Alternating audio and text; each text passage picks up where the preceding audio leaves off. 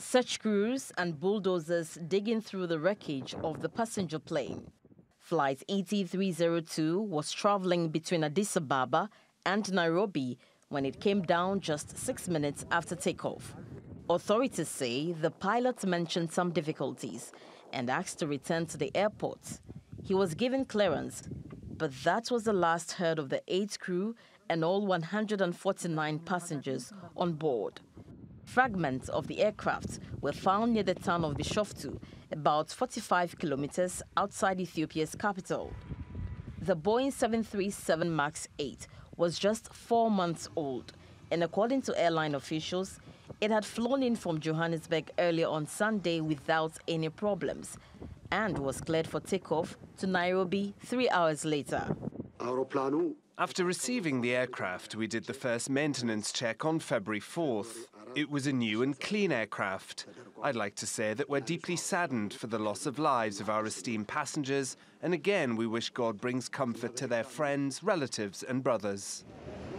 In Nairobi, the plane's final destination, relatives of some of the victims thronged the airport, desperate for some news.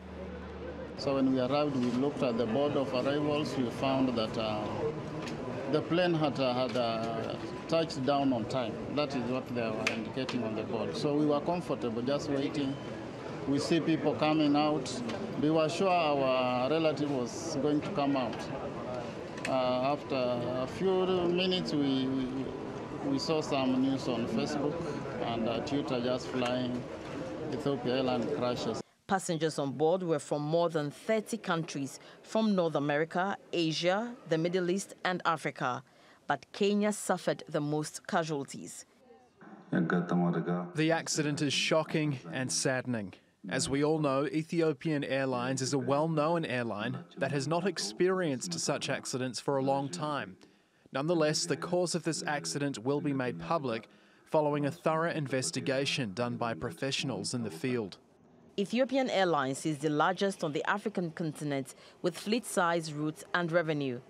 The airline's most recent crash was in 2010 when another Boeing exploded after taking off from Lebanon. There were no survivors in that incident. What caused this crash is not known. The airline says Ethiopian authorities and the U.S. plane manufacturer Boeing will be investigating that. But it's the second Boeing 737 MAX 8 to have crashed in 6 months, raising concerns about the safety of the jet. But for the families of the victims, it's anguish, disbelief, and shock. Narkwor Kwabla, TRT World.